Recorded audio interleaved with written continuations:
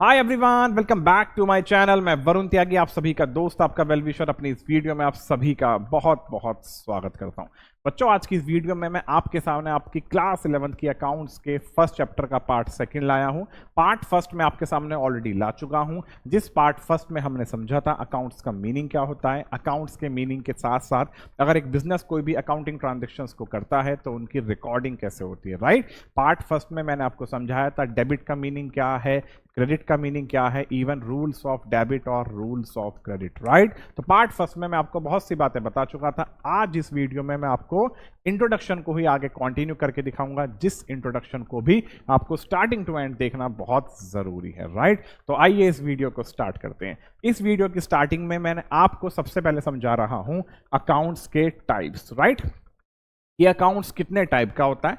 Accounts के दो type हैं, पर्सनल अकाउंट और इम्पर्सनल अकाउंट, राइट। तो हम सबसे पहले बात करते हैं what is the meaning of personal account, right. Personal account वो अकाउंट होता है जिस अकाउंट में उन सभी ट्रांजैक्शंस को रिकॉर्ड किया जाता है जो ट्रांजैक्शंस रिलेवेंट होती हैं किससे, किसी पर्सन या फिर किसी ऑर्गेनाइजेशन से, राइट। पर्सनल अकाउंट वो अकाउंट होता है जिस अकाउंट में उन सभी ट्रांजैक्शंस को रिकॉर्ड किया जाता है जो ट्रांजैक्शन किसी पर्सन या फिर किसी ऑर्गेनाइजेशन से रिलेवेंट है। अगर कोई भी एक बिजनेस, राइट, कोई ट्रांजैक्शंस को करता है लेकिन जो ट्रांजैक्शन किसी पर्सन से रिलेवेंट हैं या किसी कंपनी से रिलेवेंट हैं तो उन ट्रांजैक्शंस को आप पर्सनल अकाउंट की कैटेगरी में शामिल करोगे, ठीक।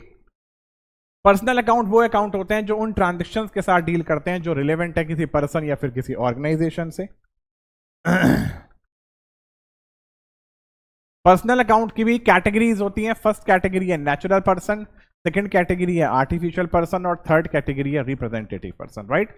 हम अगर कोई भी अकाउंट किसी पर्सन के नाम से, राइट, मेंटेन करते हैं, जैसे Ram account, Shyam account, Mohan account, Hari account, तो ये अकाउंट नेचुरल पर्सन की कैटेगरीज में आते हैं। लेकिन अगर हम कोई अकाउंट मेंटेन करते हैं किसी भी कंपनी के नाम से, जैसे XYZ limited, Punjab national bank, state bank of India, ABC private limited, तो ये अकाउंट आर्टिफिशियल पर्सन की कैटेगरीज में आते हैं, राइट। आगे चलते हैं। रिप्रेजेंटेटिव पर्सन का मतलब क्या होता है? रिप्रेजेंटेटिव पर्सन का मतलब क्या है? बिजनेस में ऐसी ट्रांजैक्शंस हुई हैं जिन ट्रांजैक्शंस ने एक पर्सन को रिप्रेजेंट किया। मेरी बातों को बड़ी समझदारी के साथ सुनना। एक बिजनेस है, उस बिजनेस में ऐसी ट्रांजैक्शंस को परफॉर्म किया गया था जिन ट्रांजैक्शंस ने एक बिजनेस में पर्सन को रिप्रेजेंट किया। जैसे रिप्रेजेंटेटिव पर्सन में ये चार टाइप की ट्रांजैक्शंस आती हैं: outstanding expense, advance expense paid, outstanding incomes और एडवांस इनकम रिसीव्ड। ये चार तरह की ट्रांजैक्शंस हैं, इनके मीनिंग समझाता हूं। पहले हम बात करते हैं आउटस्टैंडिंग एक्सपेंस का। आउटस्टैंडिंग एक्सपेंस का मतलब क्या होता है? वो खर्चा जो खर्चा बिजनेस ने खर्च तो कर लिया लेकिन अभी तक पे नहीं करा। यानी एक बिजनेस के थ्रू कोई भी उधार ट्रांजैक्शंस की गई है, बिजनेस ने कोई माल परचेज कर लिया लेकिन उसकी पेमेंट पे नहीं करी, बिजनेस ने कोई भी सर्विसेज को रिसीव कर लिया लेकिन उसकी पेमेंट पे नहीं करी। मैंने आपको लास्ट वीडियो में अपने समझाया था कि अगर आप किसी शॉप पे जाके अपनी कोई बुक्स परचेज करके लाते हो, आप अकाउंट्स, इकोनॉमिक्स, बिजनेस स्टडीज की आपने 3 बुक परचेज करी, आपको अंदाजा था कि वो तीनों की तीनों बुक्स आपकी 1000 के अंडर में आ जाएंगी, लेकिन वो तीनों बुक्स 1000 की नहीं थी, राइट। उन तीनों बुक्स के जो प्राइस थे या उन तीनों बुक्स की जो कॉस्ट बैठी थी वो 1300 रुपीज बैठी थी। 1000 रुपए आपकी पॉकेट में थे। जिन अंकल जी से आप वो बुक्स परचेज करने के लिए गए थे वो अंकल आपको जानते थे। अंकल ने आपको जानने के बाद आपको 1000 रुपए में वो तीनों की तीनों बुक्स दे दी, लेकिन उन अंकल ने कहा कि बेटा कोई बात नहीं, मुझे 300 रुपए बाद में दे देना, राइट। तो आप खुद सोचो, आप 1300 रुपए आपने पे नहीं करे लेकिन 1300 रुपए का आप कोई गुड्स परचेज करके लाए हो, तो जो 300 रुपए की आपने उधारी की है वो उधारी ही आपके लिए आउटस्टैंडिंग एक्सपेंस कहलाएगी। तो आउटस्टैंडिंग एक्सपेंस का मतलब क्या है? वो खर्चा जो खर्चा बिजनेस को अभी पे करना बाकी है। ऐसा एक्सपेंस जो एक्सपेंस बिजनेस ने खर्च तो कर दिया लेकिन खर्च करने के बाद उसने पे नहीं करा, राइट। तो आउटस्टैंडिंग एक्सपेंस याद रखना बिजनेस के लिए क्या होती है? लायबिलिटी। आउटस्टैंडिंग एक्सपेंस बिजनेस के लिए लायबिलिटी होती है। आगे चलते हैं। Advance expense paid. Advance expense paid का मतलब क्या है? वो खर्चा जो खर्चा बिजनेस ने एडवांस में ही पे कर दिया लेकिन अभी उसकी सर्विसेज रिसीव करनी बाकी है। ऐसा एक्सपेंस जो एक्सपेंस बिजनेस ने एडवांस में ही पे कर दिया लेकिन पैसा पे करने के बाद उसकी ना तो कोई सर्विसेज ली ना कोई भी एसेट्स अभी तक बिजनेस के पास रिसीव हुई। जैसे कि आप जानते हो, आप कोई भी रिचार्ज कराते हो, तो आप रिचार्ज कराने का मतलब क्या है कि आप पहले कंपनी को अमाउंट पे करते हो, देन उसके बाद आपके फोन में बैलेंस आता है, राइट। आप वाईफाई का रिचार्ज करते हो तो आप पहले वाईफाई का रिचार्ज करते हो, देन आपके पास राइट नेटवर्क्स आते हैं। तो मेरे कहने का मतलब ये है, एक और एग्जांपल के साथ समझाता हूं। आप कहीं किसी डेंटिस्ट के पास गए, डेंटिस्ट के पास आप जब गए तो आप जैसे ही डेंटिस्ट के पास जाते हो, वहां रिसेप्शन में आपका फॉर्म फिल कराया गया, और फॉर्म फिल कराने के बाद आपसे विजिटिंग चार्जेस ले लिए गए। मान लो 600 रुपीज आपसे विजिटिंग चार्जेस ले लिए गए, और आपसे बोला गया कि सर आप बैठ जाओ, जब आपका नंबर आएगा तब चले जाना। और आपका नंबर कितना है? Number 12, right. आप खुद सोचो, आपका 12वां नंबर है, अभी तक आपका नंबर नहीं आया और आप पहले से ही पैसा पे करके आ चुके हो, तो आपने एडवांस में कोई एक्सपेंस पे करा। एक्सपेंस को पे करने के बाद अब आप इंतजार कर रहे हो सर्विस को रिसीव करने का, तो ऐसा खर्चा आपके लिए एडवांस एक्सपेंस माना जाता है। और एडवांस एक्सपेंस हमेशा से बिजनेस के लिए एसेट्स मानी जाती है। कैसी प्रॉपर्टी? जिस प्रॉपर्टी पे उस बिजनेस का अधिकार होता है। तो एडवांस एक्सपेंस का मतलब भी डेफिनेटली आपको क्या समझ में आ गया होगा। तो एडवांस एक्सपेंस बिजनेस के लिए एसेट्स होती है, उसकी प्रॉपर्टी होती है। हमने कोई पैसा पे कर दिया तो अब तो भैया हमारा अधिकार है, हम तो वो लेके ही रहेंगे। जो पैसा हमने पे करा उस पैसे के बदले में हमें एसेट्स परचेज करनी होगी तो एसेट्स लेंगे, या सर्विसेज लेनी होगी तो सर्विसेज लेंगे। आउटस्टैंडिंग इनकम पे आ जाओ।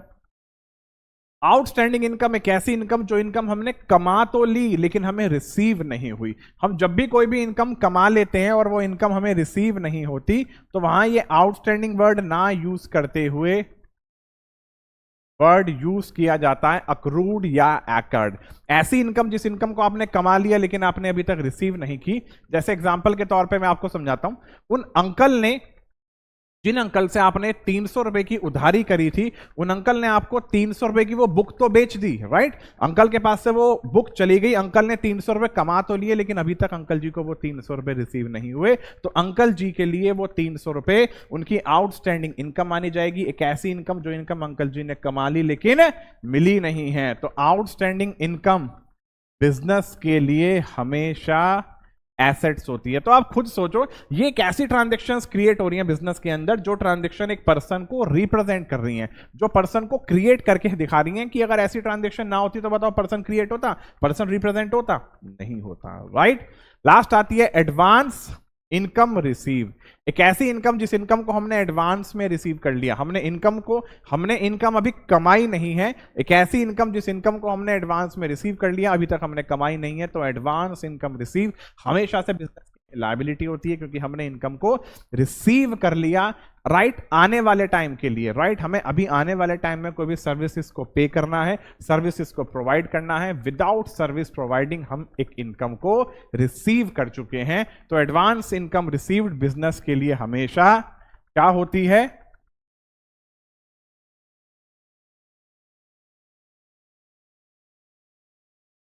Liability, right. हम कोई भी पैसा हमने एडवांस में रिसीव कर लिया, पैसा तो हमने ले लिया।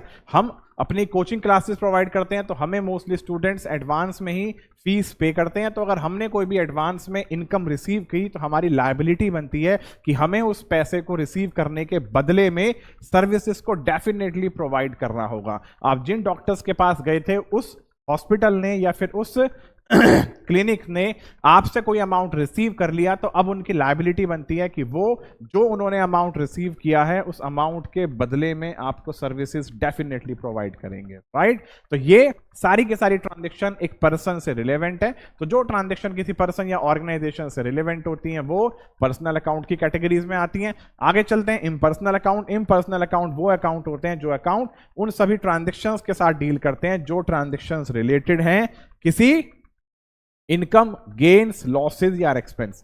ऐसी ट्रांजैक्शन जो ट्रांजैक्शन किसी इनकम, लॉसेज, गेन्स या फिर एक्सपेंस से रिलेवेंट होती है, उन ट्रांजैक्शंस को हम नाम देते हैं इम्पर्सनल अकाउंट, क्योंकि इन ट्रांजैक्शंस का लेना देना किसी पर्सन या किसी ऑर्गेनाइजेशन के साथ नहीं होता। इस बात को आप लोग जरूर याद रखना।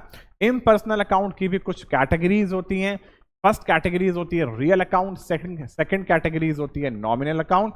रियल अकाउंट वो अकाउंट होते हैं जो अकाउंट उन ट्रांजैक्शन से रिलेवेंट होते हैं जो ट्रांजैक्शन किसी प्रॉपर्टी या फिर किसी एसेट से रिलेटेड है, राइट। आप एक चीज देखना, मैंने आपको अपने फर्स्ट पार्ट में एक बात बताई थी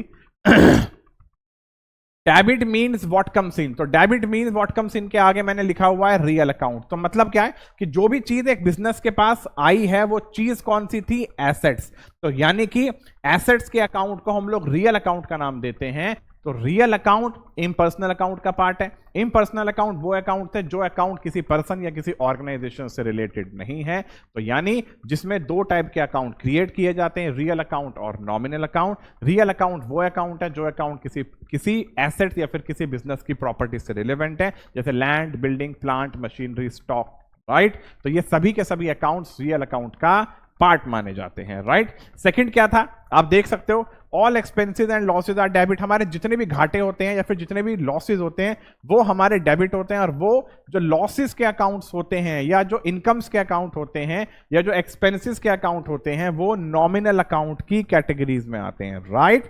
तो इम्पर्सनल अकाउंट की जो दो कैटेगरीज हैं उनमें से फर्स्ट कैटेगरी रियल अकाउंट की है, सेकंड कैटेगरी नॉमिनल अकाउंट की है, राइट। तो नॉमिनल अकाउंट का मतलब क्या है, अगर कोई बिजनेस एक्सपेंस का अकाउंट मेंटेन कर रहा है, रेंट पे कर रहा है, सैलरीज को पे कर रहा है, इलेक्ट्रिसिटी बिल्स को पे कर रहा है, ट्रैवलिंग एक्सपेंसेस को पे कर रहा है, तो इस टाइप के खर्चे बिजनेस के लिए नॉमिनल अकाउंट का पार्ट माने जाते हैं, नॉमिनल अकाउंट की कैटेगरीज में आते हैं। एक बिजनेस को कोई भी इनकम रिसीव हुई, इंटरेस्ट रिसीव हुआ, या एक बिजनेस ने इंटरेस्ट अर्न किया, इंटरेस्ट कमाया, कोई डिविडेंड रिसीव हुआ, कोई भी कमीशन रिसीव हुआ, तो ये मैं आपके सामने जो भी नाम बोल रहा हूं इन नाम्स को आप धीरे धीरे धीरे धीरे आने वाले चैप्टर्स में, आने वाली वीडियोस में समझते चले जाओगे। ये सभी नाम आप अपनी लाइफ में बहुत बार रिपीट करोगे और इन्हें बार बार सुनते चले जाओगे। तो कोई भी अमाउंट अगर एक बिजनेस रिसीव कर रहा है तो वो अमाउंट बिजनेस के लिए इनकम मानी जाएगी। तो इनकम से रिलेवेंट कोई अकाउंट होगा वो नॉमिनल अकाउंट की कैटेगरी में होता है, राइट।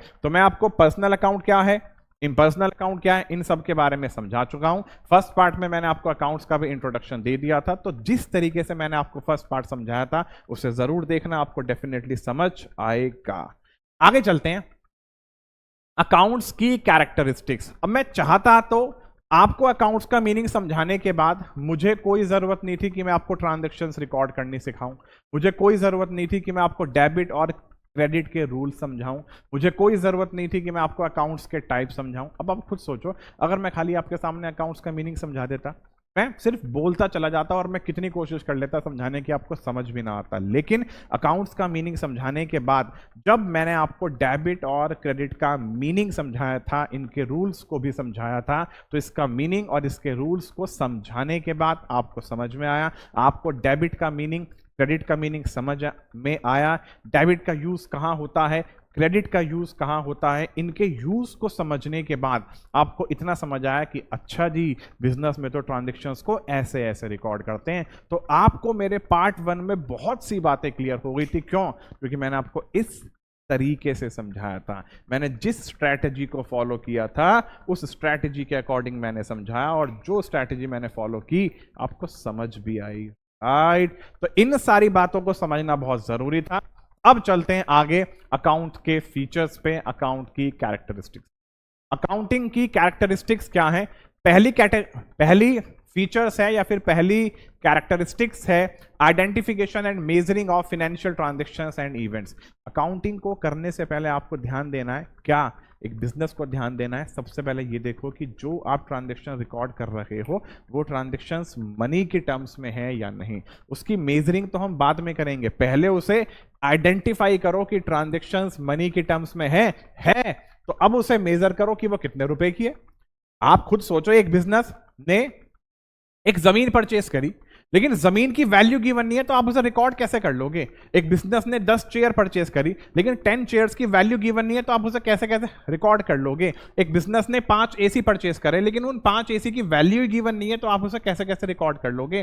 तो पहले आपको आइडेंटिफाई करना है कि जो ट्रांजेक्शन्स हुई है बिजनेस में वो कितने रुपए की है। तो रुपए की भी छोड़ो, पहली बात तो ये चीज देखो कि वो ट्रांजेक्शन आइडेंटिफाई करो, उसे जज करो, उसे आइडेंटिफाई करो कि क्या इसकी वैल्यूएशन हो सकती है। अगर हो सकती है तो हाँ, आपने उसका मेजरमेंट किया, उसकी वैल्यूएशन को फाइंड आउट किया।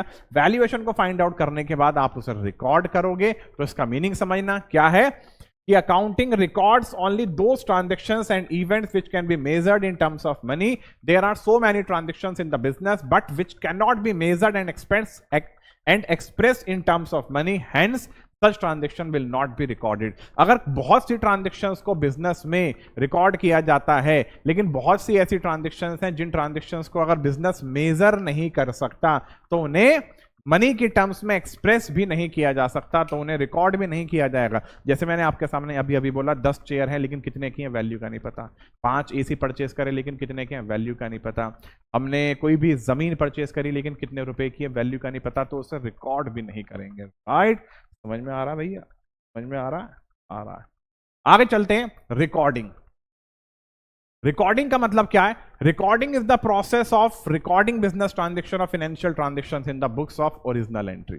अब देखो होता क्या है, आप किसी चीज को फर्स्ट टाइम पढ़ रहे हो तो आप मेरी बातों को बड़ी समझदारी के साथ सुनना। मैंने आपको अपने पार्ट फर्स्ट में यही समझाया था कि अगर राम और श्याम के बीच में ट्रांजैक्शन हुई थी तो राम और श्याम की जो ट्रांजैक्शन हुई थी उस ट्रांजैक्शन को मैंने जिस तरीके से प्रेजेंट किया था, मैंने लिखा था कि राम 10,000 रुपए श्याम को पे करता है, तो मैंने उसकी रिकॉर्डिंग कैसे कैसे करी थी, उसे लिखा कैसे था, Shyam account debit to Ram. तो ट्रांजैक्शन को इस तरीके से प्रेजेंट करना ही ट्रांजैक्शन को एक बिजनेस में सबसे पहले जहां लिखा जाता है, जहां रिकॉर्ड किया जाता है, वो उसकी ओरिजिनल एंट्री होती है और जिस बुक में लिखा जाता है उसे जर्नल का नाम दिया जाता है। तो रिकॉर्डिंग का मतलब क्या है? ये भी अकाउंटिंग के फीचर्स हैं। पहले तो हमने जज करा कितने रुपए की है, उसके बाद अब हमें उसे रिकॉर्ड करना है। तो रिकॉर्ड करने का मतलब क्या है कि उसकी ओरिजिनल एंट्री को मेंशन करो। कहां करो? बुक में। जिस बुक का क्या नाम है? जर्नल। तो हमेशा से बिजनेस में जितनी भी ट्रांजैक्शंस होती हैं उन सभी ट्रांजैक्शंस को सबसे पहले जिस बुक में लिखा जाता है, रिकॉर्ड किया जाता है, लिखने का मतलब रिकॉर्ड किया जाता है, उस बुक का नाम है जर्नल। राइट। तो सेकंड हम काम कर चुके थे, राम और श्याम में ट्रांजैक्शन हुई, हमने रिकॉर्ड करके दिखा दिया Shyam account debit to Ram. लेकिन रिकॉर्ड करने के लिए डेबिट और क्रेडिट के तो रूल्स का पता होना बहुत जरूरी है, इसलिए समझाए थे, इसलिए समझाए थे। ठीक है। थर्ड पॉइंट आता है क्लासिफाइंग। अब हमने ट्रांजैक्शंस को रिकॉर्ड कर दिया। ट्रांजैक्शंस को रिकॉर्ड करने के बाद सिमिलर ट्रांजैक्शंस को, जो ट्रांजैक्शंस सिमिलर नेचर की होती हैं, उन ट्रांजैक्शन को स्पेसिफिकली एक सेपरेट अकाउंट के अंदर पोस्ट किया जाता है, डाला जाता है। उस अकाउंट का मतलब है लेजर। उस अकाउंट का मीनिंग है लेजर। राइट। मान लो एक बिजनेस है, बिजनेस बहुत सी ट्रांजैक्शंस कर रहा है, उन ट्रांजैक्शंस में काफी सारी ट्रांजैक्शंस कैश में, काफी सारी ट्रांजैक्शंस चेक की फॉर्म में, काफी सारी ट्रांजैक्शंस एक्सपेंसेस की हैं, काफी सारी ट्रांजैक्शंस लायबिलिटी की हैं, काफी सारी ट्रांजैक्शंस डेटर से भी रिलेवेंट है। राइट। डेटर का भी मीनिंग क्या होता है मेरी फर्स्ट पार्ट में मैं आपको समझा चुका हूं, जरूर देखना। राइट। तो जो ट्रांजैक्शन कैश की होंगी उन सभी ट्रांजैक्शन को आप कैश के अकाउंट में डालना। तो आप कैश की ट्रांजैक्शन को जिस अकाउंट में डाल रहे हो वो लेजर कहलाता है। राइट। तो after recording the transaction in journal the transactions are classified. Classification is the process of grouping the transaction. Classification क्या है? ट्रांजैक्शंस को ग्रुप करने का process of one nature and one place in a separate account. जो transaction एक nature की होती हैं उन सभी ट्रांजैक्शन को एक प्लेस पे रिकॉर्ड कर, वो पोस्ट कर दिया जाता है, डाल दिया जाता है। राइट। तो उन सभी ट्रांजैक्शंस को एक प्लेस पे डालने के प्रोसेस को लेजर का नाम दिया जाता है और जिस अकाउंट में डाला जाता है वो लेजर अकाउंट कहलाता है। So the books in which various accounts are open is called ledger। Example wages account, salaries account, commission account. आपने कोई वेजिस का अकाउंट मेंटेन करा तो उस वेजिस के अकाउंट में आप अपने बहुत सारे वर्कर्स की वेजिस लिखते जा रहे हो। आपने एक सैलरीज का अकाउंट मेंटेन किया तो उस अकाउंट में आप अपने बहुत सारे वर्कर्स की, एम्प्लॉयज की सैलरीज को लिखते जा रहे हो। सैलरीज हमेशा मंथली बेसिस पे की जाती है, वेजिस हमेशा day to day working basis पे की जाती है। राइट। जो वेजिस डिपेंड करती है या फिर फाइंड आउट की जाती है उनके काम के ऊपर, यानी कि कोई काम किसी भी वर्कर के द्वारा जो किया गया है, जो परफॉर्म किया गया है, तो उसकी वेजिस के जो रेट कैलकुलेट किए जाते हैं उनके पीस रेट पर वेजिस के बेसिस पे कैलकुलेट किए जाते हैं। ये भी आप आगे आगे चल के जब बड़ी बड़ी क्लासेस में जाओगे डेफिनेटली समझ जाओगे कि एक वर्कर ने कितना काम किया। 1 घंटे के आपके 1 दिन के हो गए कितने? 40 रुपए। तो अगर एक वर्कर एक दिन में 1 आवर काम करता है तो हम उसे 40 रुपीज पे करेंगे, और उसने एक दिन में 8 घंटे काम किया तो 8 चौक 32, तो उसके एक दिन के पैसे हो गए 320 रुपए। तो ऐसे ऐसे करके वेजिस कैलकुलेट की जाती है, जिसे हम लोग डायरेक्ट वेजिस का भी नाम देते हैं। राइट। तो आप ये सब चीजें आगे आगे चल के जब आप 12th क्लियर कर लोगे, ग्रेजुएशन करोगे, तो ग्रेजुएशन में एक आपका सब्जेक्ट आएगा कॉस्ट अकाउंटिंग। तो कॉस्ट अकाउंटिंग में डायरेक्ट लेबर करके चैप्टर है, उस चैप्टर में आप वेजेस को कैलकुलेट करने का तरीका समझोगे, राइट। आगे चलते हैं समराइजिंग। तो समराइजिंग का मतलब क्या है? अब आपने ट्रांजेक्शन को पहले जर्नल में डाला, जर्नल में डालने के बाद लेजर में पोस्ट किया, लेजर में डालने के बाद अब आप उसकी अर्थमेटिकल एक्यूरेसी को जज करोगे कि क्या आप जो ट्रांजेक्शंस रिकॉर्ड करते हुए चल रहे हो, क्या उन ट्रांजेक्शंस को आपने सही तरीके से रिकॉर्ड किया, सही तरीके से आपने उन्हें लेजर में पोस्ट किया।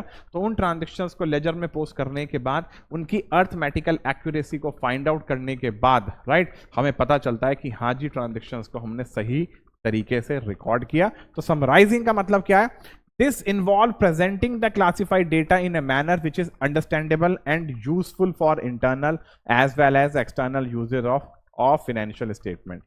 मतलब क्या है कि जो हमने ट्रांजेक्शन्स को क्लासिफाइड किया था, हमने अपने ट्रांजेक्शन को इस तरीके से प्रेजेंट किया हुआ है कि ताकि हमारी ट्रांजेक्शन को समझा जा सके और वो ट्रांजेक्शन यूजफुल हो internal as well as external users of the financial statement. ये ऐसे ऐसे वर्ड्स दिए गए हैं, इन वर्ड्स का मीनिंग स्टार्टिंग में नहीं समझ पाओगे कि इंटरनल यूजर्स क्या हैं, एक्सटर्नल यूजर्स क्या हैं, फाइनेंशियल स्टेटमेंट क्या है। फाइनेंशियल स्टेटमेंट एक ऐसी स्टेटमेंट है जो किसी भी कंपनी के फाइनेंशियल स्टेटस को शो करती है, फाइनेंशियल पोजीशन को शो करती है। मैंने तो बोल दिया, लेकिन आपको इतनी जल्दी समझ नहीं है, राइट। तो इन बातों का मीनिंग अगर आपको इजीली समझ में ना भी आए तो कोई बात नहीं, धीरे धीरे करके जैसे ही आप जर्नल चैप्टर क्लियर कर लोगे, लेजर चैप्टर क्लियर कर लोगे, आपके दिमाग में दुनिया भर का बेसिक राइट सेव हो चुका होगा, तब जाके आपको इनके मीनिंग समझ में आ जाएंगे। ये जो वर्ड है इंटरनल यूजर्स क्या होते हैं और एक्सटर्नल यूजर्स क्या होते हैं, तो ये मैं आगे चल के आपको समझाऊंगा। अब जो समराइजिंग का जो कंसेप्ट होता है ये प्रेजेंट किया जाता है कहाँ? ट्रायल बैलेंस में, राइट। उसके बाद ट्रेडिंग अकाउंट में, P&L अकाउंट और बैलेंस शीट। तो ये होते क्या क्या हैं, आप आने वाले समय में इन सब चीजों को डेफिनेटली समझ जाओगे। अभी मेरे बोलने का कोई फायदा नहीं है, आपको डेफिनेटली समझ में नहीं आएगा, राइट। फिफ्थ पॉइंट क्या आता है कि बिजनेस अगर जो ट्रांजेक्शन्स को रिकॉर्ड करता है, अब लास्ट में उन्हें एनालिसिस करता है और इंटरप्रिटेट करता है। मतलब क्या है? Analysis and interpretation of the financial data are carried out so that the users of the financial data can make a meaningful judgement of the profitability and financial position of the business. देखो, analysis का मतलब होता है जांचना परखना। हम कोई business है, बिजनेस के थ्रू ट्रांजेक्शन्स की जाती हैं, उन ट्रांजेक्शन्स को डिफरेंट बुक्स में रिकॉर्ड किया जाता है, क्योंकि जर्नल में ही बहुत अलग अलग तरह की बुक्स आती हैं। आप धीरे धीरे करके समझ जाओगे। बिजनेस ने ट्रांजेक्शन्स की, उन ट्रांजेक्शन्स को अलग अलग बुक्स में रिकॉर्ड किया, रिकॉर्ड करने के बाद में लास्ट में अपना बिजनेस का प्रॉफिट या लॉस कैलकुलेट कर लिया। तो प्रॉफिट या लॉस को कैलकुलेट करने के बाद वो ही बिजनेस एग्जामिन करता है। इंटरप्रिटेशन का मतलब एग्जामिनेशन। जैसे आपके स्कूल्स में एग्जाम्स होते हैं, आप पूरे के पूरे साल भर मेहनत करते हो स्टार्टिंग टू एंड। अब स्टार्टिंग टू एंड आपने जितनी भी खैर तैयारी करी, आपका स्कूल आपका लास्ट में एनुअल टर्म्स लेता है, एनुअल एग्जामिनेशन लेता है, आपको जज करने के लिए कि आप कितने पानी में हो। आपको आज 12th क्लास में फर्दर आगे फॉरवर्ड होने के लिए, 12th क्लास में जाने के लिए, 12th क्लास में एंटर करने के लिए आपके अंदर कितनी कितनी क्वालिफिकेशन है। तो एग्जामिनेशन का मतलब सीधा सीधा सा ये होता है कि किसी भी पर्सन को जांचना और परखना। तो बिजनेस भी अपनी सभी ट्रांजैक्शंस को रिकॉर्ड करने के बाद जांचता है और परखता है कि क्या हमारा बिजनेस हर साल कितना कितना प्रॉफिट कमा पा रहा है, राइट। हमने लास्ट ईयर जो भी प्रॉफिट कमाया था, क्या इस साल भी हमने उतना प्रॉफिट कमाया? इससे कम तो हमने प्रॉफिट नहीं कमाया। या लास्ट ईयर जो भी हमारी सेल थी, इस साल की सेल में हमारे क्या इंपैक्ट पड़ा, हमारी एसेट्स में या हमारी लायबिलिटीज के ऊपर क्या क्या इंपैक्ट पड़ा, राइट। तो इन सभी चीजों को जांचने परखने का लास्ट में काम होता है, और वो ही काम अकाउंटिंग का फीचर्स कहलाता है, राइट। तो ये जो मैं आपके सामने बातें बोल रहा हूं, आप बातें सुन लोगे, लेकिन ये लास्ट वाली बातें आपको इतनी जल्दी क्लियर नहीं हो पाएंगी, राइट। तो ये जो फीचर्स मैंने आपको समझाए हैं, आपको आइडेंटिफिकेशन का मीनिंग डेफिनेटली समझ में आया होगा, रिकॉर्डिंग का मीनिंग डेफिनेटली समझ में आया होगा, क्लासिफाइंग का भी मीनिंग जहां तक समझ में आ गया होगा, लेकिन समराइजिंग का मीनिंग और एनालिसिस एंड इंटरप्रिटेशन का मीनिंग इतनी जल्दी समझ में नहीं आएगा, राइट। तो धीरे धीरे करके आप इसके जब प्रैक्टिकल क्वेश्चंस पे जाओगे, आपको डेफिनेटली समझ में आएगा। एक छोटी सी बात मैं आपको और इस वीडियो के अंदर समझा देता हूं। क्या? Accounting process. पहले देखते हैं कि इसमें कितनी कितनी बातें मेंशन हो रही हैं। कोई बात नहीं, अकाउंटिंग प्रोसेस को भी समझ लेते हैं। पहले टाइम देखते हैं कि टाइम कितना हुआ है। बच्चों टाइम अच्छा खासा हो चुका है, ये वीडियो 26 मिनट्स की बन चुकी है। तो एक काम करते हैं, ये जो मैंने लिखा है अकाउंटिंग प्रोसेस क्या होता है, अकाउंटिंग प्रोसेस को पार्ट 3 में समझेंगे कि what is the meaning of accounting process. Class 11th की अकाउंट्स के फर्स्ट चैप्टर के मेरे पार्ट 1 को जरूर देखना स्टार्टिंग से, पार्ट 2 को आप लोग जरूर देखना। धीरे धीरे धीरे धीरे करके आपको डेफिनेटली इंफॉर्मेशन गेन होगी, इंफॉर्मेशन समझ में आएगी, राइट। तो पार्ट 3 में मैं आपको समझाऊंगा अकाउंटिंग प्रोसेस का मीनिंग, और पार्ट 4 में मैं इसका इंट्रोडक्शन पूरा कंप्लीट कर दूंगा, राइट। तो मिलता हूं बहुत जल्द एक और नई वीडियो के साथ। Thanks for watching and keep watching, bye.